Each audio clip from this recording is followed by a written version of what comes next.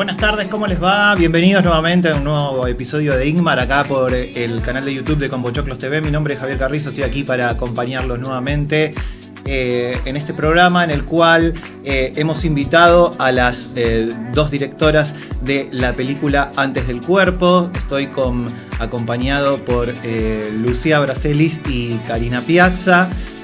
La película es protagonizada por Mónica Antonopoulos y Patricio Contreras y es premier mundial esta noche a las 21:15 en la Sala Leopoldo Lugones en el marco del 26º Buenos Aires Festival Internacional de Cine Independiente dentro de la competencia Vanguardia y Género.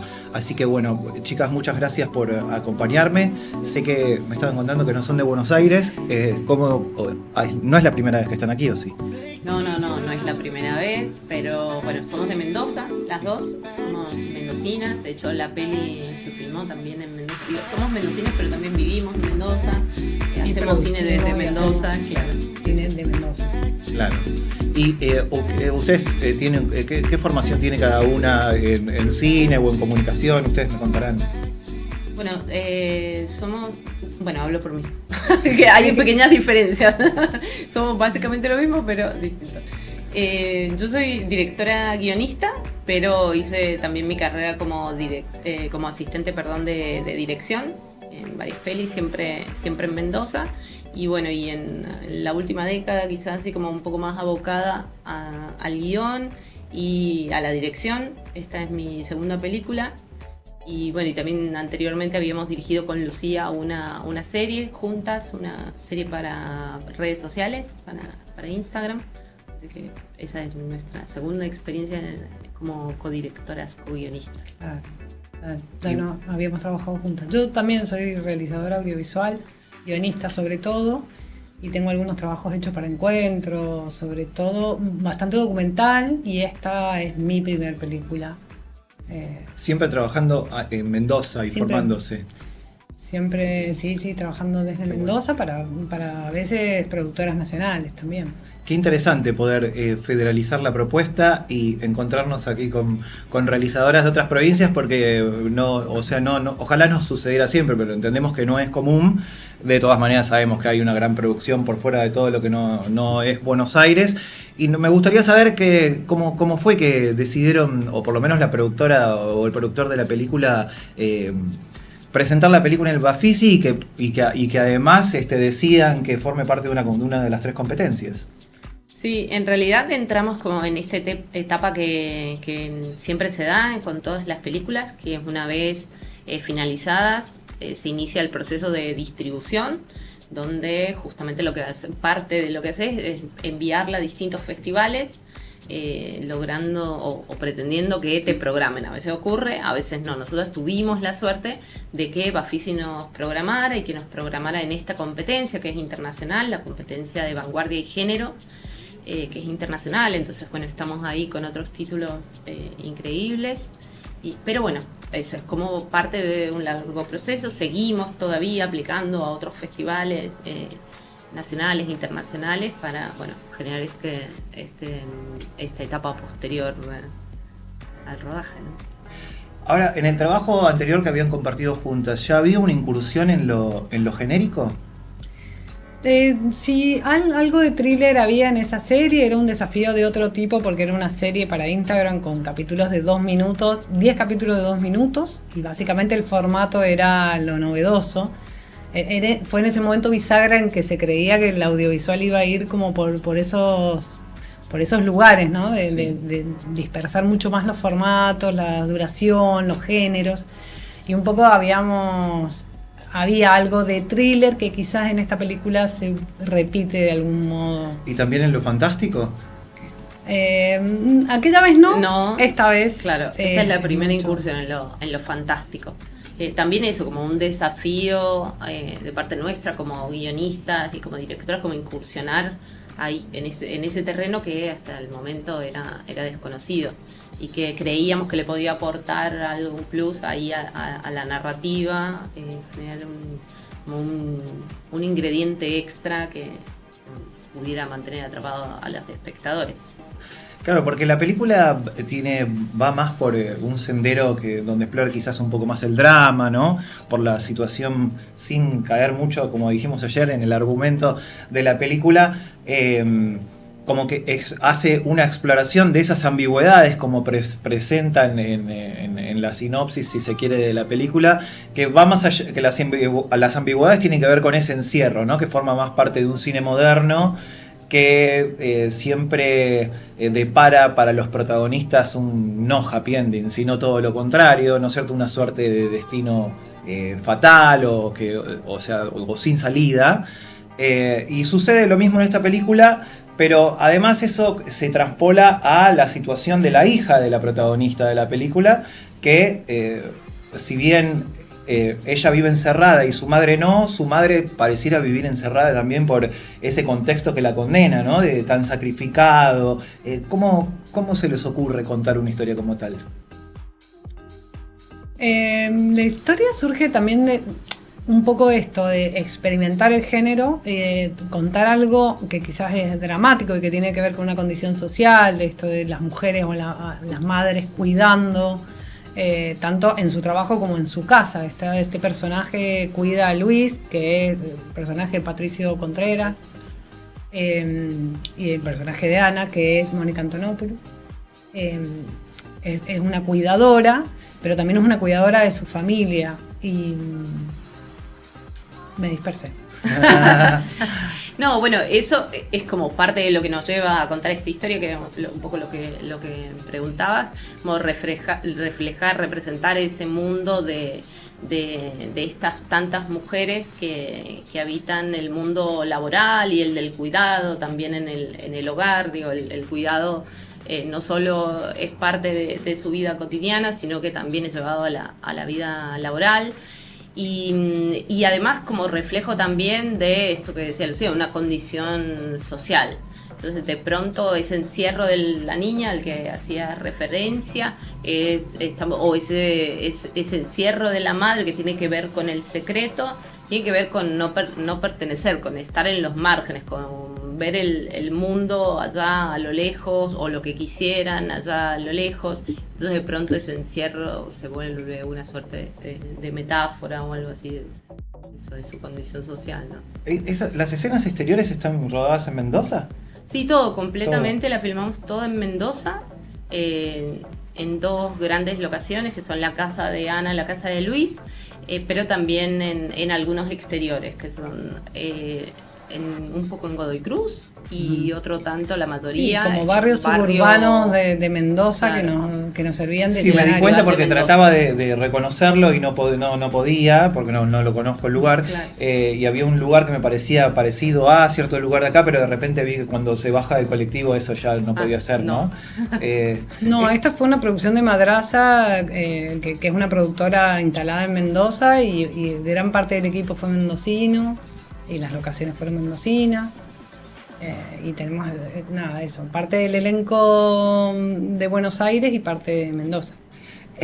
Lo que me pude ver en la escena esa que te contaba recién es que más allá de esa linealidad que ustedes tienen para contar una especie más seguro, no un drama, todo ese suspenso que se genera durante la película, hay como convencionalidades genéricas que no tienen que ver con esos géneros, sino más que ver con el terror, con lo fantástico. Me refiero, por ejemplo, a esto de los sonidos exacerbados, cuando ella se queda dormida en el colectivo y bueno, pasa algo ahí a partir de un sonido que viene como de menos a más y es más agresivo. A eso me refiero cuando digo convencionalidades genéricas. ¿Tuvieron algunas dificultades para incluir todo este tipo de cuestiones en el guión? No, porque de hecho la construcción de este guión justamente se sostiene sobre la base de esos recursos.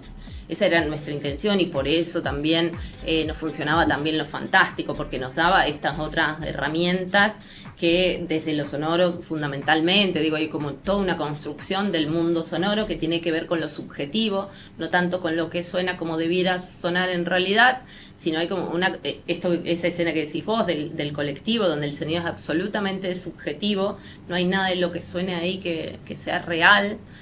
Y un poco esos recursos, otros de puesta de cámara, de foto, el color y todo, nos ayudan a construir ese universo particular que se aleja un poquito de las reglas, de la lógica y de la vida cotidiana. Sí, es como, hay como un realismo fuerte, pero marcado por cierto tenebrismo, ¿no? Como algo medio lúgubre, siniestro. Claro, sí. Un poco lo que decimos, que alguna vez lo pensábamos y lo charlábamos con Karina, es esta cuestión de que se da literariamente mucho más fácil y más reconocible con Mariana Enríquez, Samantha Schweblin, esto de volver escenarios reales con elementos fantásticos o terroríficos, como una nueva manera de narrar, ¿no? Y sobre todo de mujeres contemporáneas que tienen un poco estos elementos dentro de un realismo, de una narrativa dramática, elementos fantásticos, de terror, que vuelven extraño la condición de esos personajes. Y ahí está un poco lo atractivo y lo que necesitamos que vayan a ver, porque no podemos contar mucho más. Y me pareció como demasiado sólida la interpretación de Mónica Antonopoulos. O sea, ustedes, y además me gusta mucho en este sentido porque entiendo que hay una construcción del personaje bastante severa, bastante obsesiva, si se quiere. ¿Cómo fue en el proceso de creación llevar adelante la construcción de este personaje para ustedes? La verdad que con Mónica apenas intercambiamos el guión y leyó la propuesta, fue muy fácil trabajar porque interpretó de manera perfecta lo ¿Era que tal nosotros, cual como claro, estaba en el guión? Sí, no, sí, igual ella le puso el cuerpo y hay un montón de cosas que son propuestas de ella, obviamente, pero nada, muy en línea con lo que nosotros proponíamos desde el guión. Y sí, yo no dejo de pensar que es otra persona, o sea, la Mónica que conozco fuera de eso, al personaje, hay un abismo, ¿no? No se acerca para nada a sus otros personajes tampoco. Me parece que ahí hubo una construcción que tenía que ver con la propuesta a la que ella le sumó un montón. ¿Y cómo llegaron a ellos? ¿Hicieron un casting? ¿Los pensaron estos? A ellos me refiero por lo menos a Mónica Antonopoulos y a Patricia Contreras. ¿Cómo se dieron cuenta que esos personajes eran para ellos? Y un poco con el physique du rôle daban y nada, hacíamos como ternas, ¿no? Al principio. O sea, tenían más propuestas para teníamos más propuestas. Sí, en realidad, más que propuestas, era una búsqueda totalmente abierta. Digo, en un principio, viste, cuando arrancás con la propuesta, salvo que ya imagines algún actor, actriz que interprete el personaje, que a nosotras no nos había pasado, no le habíamos puesto cara a esos personajes. Después, el abanico era infinito, digo, podía ser cualquiera, pero bueno, ahí empiezan a jugar todos esos lineamientos que vas definiendo. Entonces, como decía Lucía, el physique du rôle, bueno, a ver, más o menos qué buscamos de Ana, qué buscamos de Patricio, y ya se va achicando un poco la búsqueda. Después, obviamente, bueno, agenda, posibilidades, claro, ¿viste? Porque sí, filmábamos en Mendoza, ellos están en Buenos Aires, esa era una complicación, los ensayos y todo lo demás. Claro. Y esas cosas, sí. Pero se fue dando como eso, como también esas cosas mágicas que pasan. ¿Y viajaban a Mendoza a ensayar entonces? Viajaron a Mendoza a ensayar, nos juntábamos virtualmente a veces antes. Sí, y después una semana antes del rodaje viajaron y estuvimos trabajando ahí con ellos y entre ellos también. Y bueno, y después también todo lo que trabajamos con él, todo lo que aportaron ellos en el día a día, en la construcción diaria, en rodaje, entre toma y toma, donde siempre aparecen, ahí realmente aparecen también para nosotras los personajes, porque hasta ese punto es solo imaginación. Y ahí de pronto alguien le pone el cuerpo, le pone una voz, y todo suena y se percibe de otra manera. Entonces también es el momento como de ir ajustando y regulando eso que propone el actor o la actriz y eso que nosotras habíamos imaginado. Bueno, va ocurriendo todo ahí también durante el rodaje. Claro. ¿Y cómo pensaron desde el guión este personaje que parece como una especie de antagonista, que es el que auspicia de enfermero? ¿Cómo fue que cranearon que un personaje que en realidad está un poco más afuera quizás de todos los demás, porque todos los demás no están en ese lineamiento de mala leche quizás como tiene ese personaje en sí? cómo nació la El inclusión. mundo está lleno. El Claro. mundo está lleno de Sí, ese tipo de personajes. sí, seguro, pero por lo menos los que se presentan en la película, no sé, transitan otra amenidad, me parece.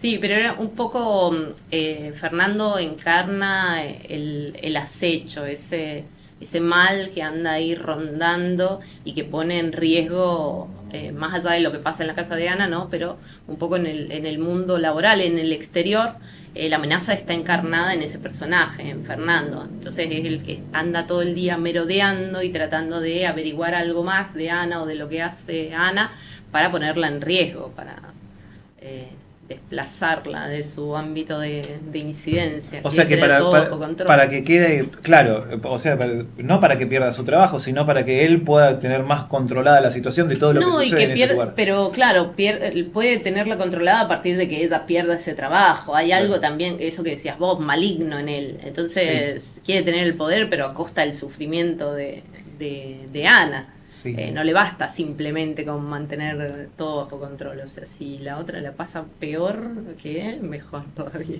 Va a estar más feliz. ¿Y por qué creyeron que complicarle las cosas a la protagonista en ese sentido, al personaje en sí, podía ser algo que incremente digamos, el dramatismo, si se quiere? Uh-huh.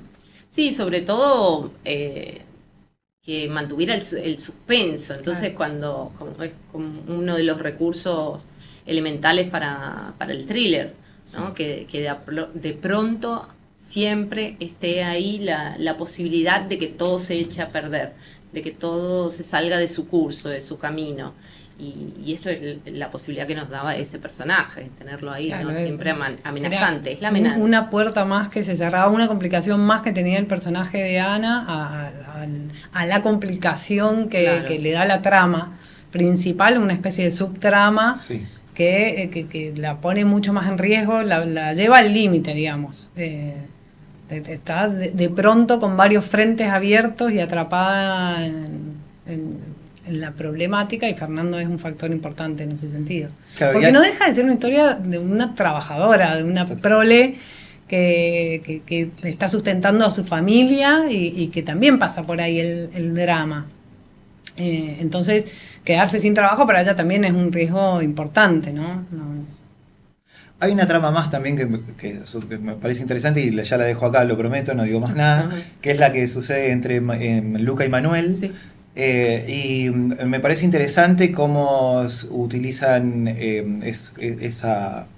la reunión de esos dos personajes en sí para construir una visibilización de que quizás sea el hombre el que no le interese respetar las decisiones sexuales de los demás. ¿Hay algo así en esa relación?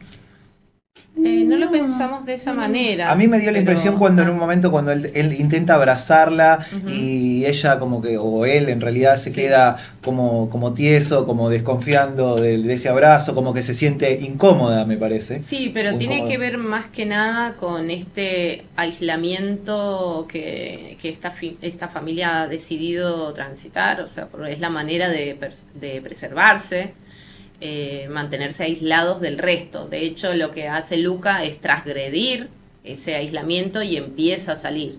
Pero no lo ha hecho antes, lo hace solo Ana por necesidad, porque tiene que ir a ganarse el sustento y entonces es la única que sale. Pero Luca y Elena se supone que debieran quedar encerrados en esa casa. Claro. Entonces de pronto cuando Luca rompe ese aislamiento y empieza a conectarse y a acercarse al otro, empiezan a pasar cosas naturales, que el otro se acerque, lo toque, le hable, qué sé yo. Y claro, la falta de costumbre hace que un poco... que se rarezca o que se presente como incómodo. Algo extraño. También es un adolescente que transcurre eso, como una adolescencia aislada. Y esta posibilidad de conectarse con uno más, lo incomoda. Yo creo que está bien en ese sentido la palabra. Claro. ¿Y por qué antes del cuerpo? Y antes del cuerpo un poco porque empezamos a escribir desde ese lugar del cuerpo, de explorar lo que pasa con algo que denominamos como otros cuerpos, esos cuerpos que por distintas razones se alejan de lo normal, si se quiere, o de lo normado, claro, lo normado, de lo estereotipado, se alejan un poco de eso y justamente empieza a pasar eso con esos cuerpos, son marginados, son desplazados o se autoaíslan, van pasando justamente esas cosas con estos cuerpos. Y bueno, y algo que es sustancial también en estos personajes es el vínculo con su propio cuerpo. El cuerpo de pronto es un límite. Entonces, para el personaje de Patricio, Luis, su enfermedad o su vejez constituyen ahí un gran límite, no puede ser hacer lo que quisiera o lo que siente, su cuerpo se lo impide. Pero también pasa con el resto de los personajes, por este elemento de la trama que no podemos develar, que también constituye un gran límite y plantea una relación especial con sus cuerpos. ¿Funcionaría igual la película sin estos elementos de cine fantástico? Sí, en realidad nosotros lo pensamos, en algún momento dijimos, podría ser cualquier otra condición. Pero como que por una posibilidad, por una posibilidad de producción o porque no como trama incluso sí. Podría funcionar si lo que le pasara a este personaje que no podemos decir y que no podemos dar muchas pistas fuera cualquier otra cosa normal, digamos, un padecimiento de otro tipo o una enfermedad. Una enfermedad podría ser.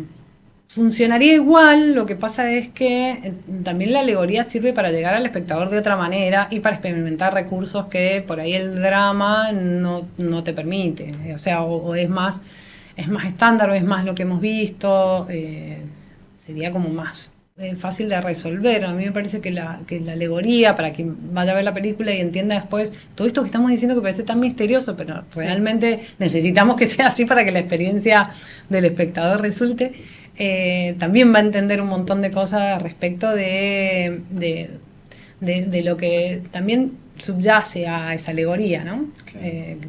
Como una condición de estos personajes que tiene que ver con lo que queremos decir o con una especie de mensaje. Sí, que lo fantástico nos permite ser más sutiles, que era quizás nuestra prioridad con este guión. O sea, queremos decir esto y esto, pero de forma sutil, no ir directamente, no sonar...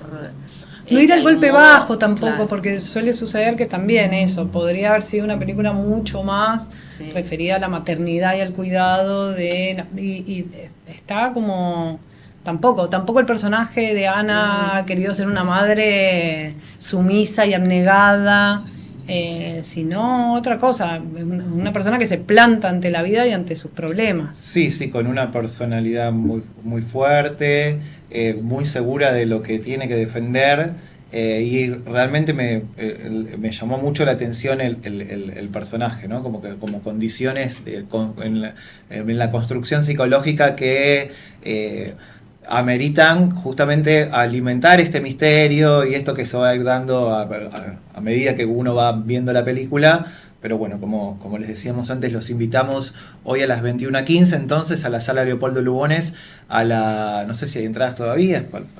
Hay entradas todavía, pero si no, también tenemos 2 funciones más. Claro, eso iba a mencionar, ahí están, Fer, si las podemos compartir, yo las voy a leer por acá, que además de la función de que es una premier mundial hoy en la sala Leopoldo Lugones, en el marco de Bafisi, dentro de la competencia Vanguardia y Género, la película también se presenta el sábado 5, este próximo sábado a las 15:25 en Cine Arte Cacodelfia 3. Y por último, el lunes 7, el próximo lunes, a las 21:25 también en Cine Arte Cacodelfia 3, ahí cerquita del Obelisco. ¿Qué expectativas tienen de lo que pueda llegar a suceder con la película en el Bafisi, chicas? Sí, que ojalá le guste muchísimo a la gente. Al jurado, ojalá ganemos. También, que ganemos, sí, eso sería genial. A la gente. Pero sobre todo que le guste mucho a la gente. Hoy es muy importante la función de hoy y que si la gente sale contenta la empieza a recomendar y entonces también se van sumando más espectadores. Eso sería maravilloso, sí, para empezar. Claro. ¿Tiene estreno la película así comercial después? No todavía. Estamos ahí, Estamos va a ahí. depender también del recorrido que haga la peli en festivales y eso, pero Co- seguramente en el segundo semestre tendrá su estreno comercial. Claro, porque hoy siendo premier mundial todavía tiene un largo ruedo la película. Sí, sí, sí, ¿Saben, totalmente. tienen idea en algún festival internacional que no sea aquí que se pueda llegar a presentar? No todavía, sé si lo podemos, es como... claro. Ah, claro. no lo saben No lo No todavía. todavía, Claro. no. Hemos aplicado a otros festivales, también Argentina, internacionales, pero bueno, no sabemos todavía qué va a pasar.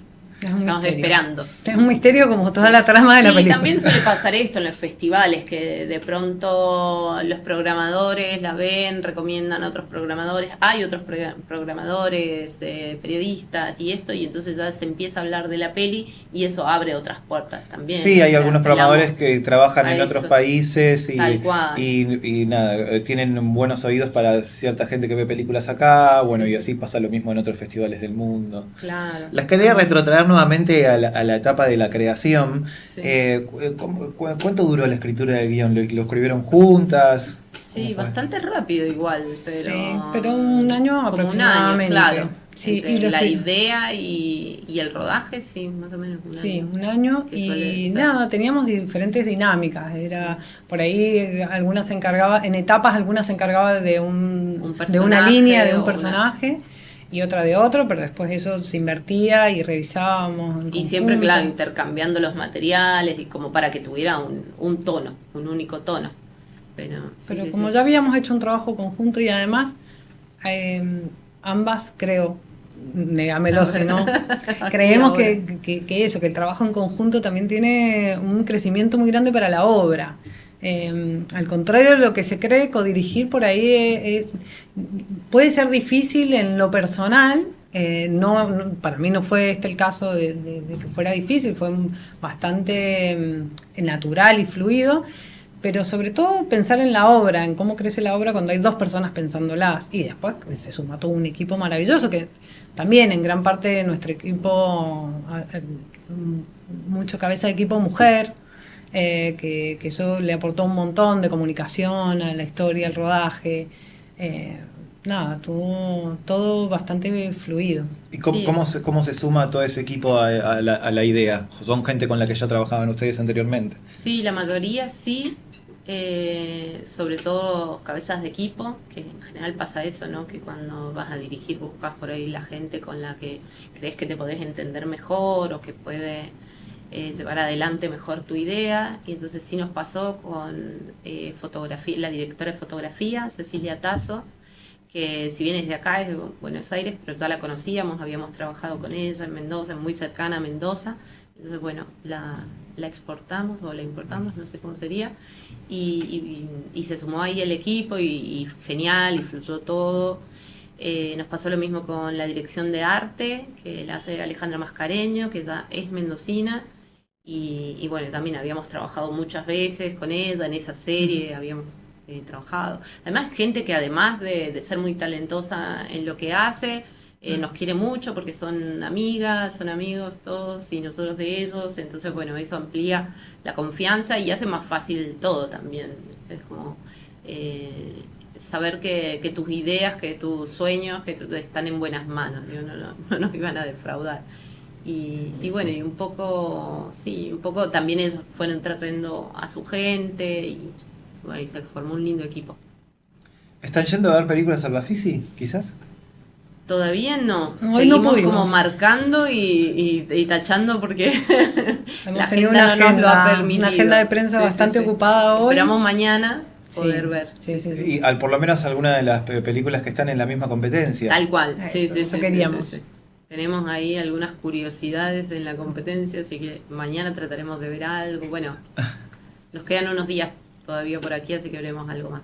Bueno, chicas, les agradezco mucho el tiempo que se tomaron, además por lo que me cuentan de que andan de aquí para allá, así que no les voy a robar mucho más tiempo.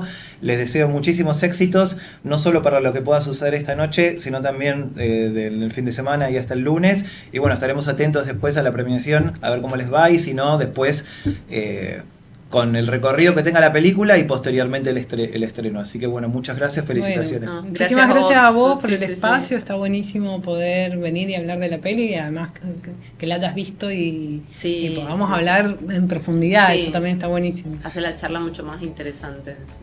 La película estuvo en DAC antes de estar en el festival, ¿o no? No. Hubo una protección de DAC, pero que es técnica netamente, como para checar. Pero ustedes no estuvieron, no. Ustedes llegaron el otro día, que justo. Esa es la primera. Ahí podemos compartir, Fer, por última vez entonces, antes del cuerpo, que se presenta esa imagen que tenías, claro, ponele, sí, esa, está bien.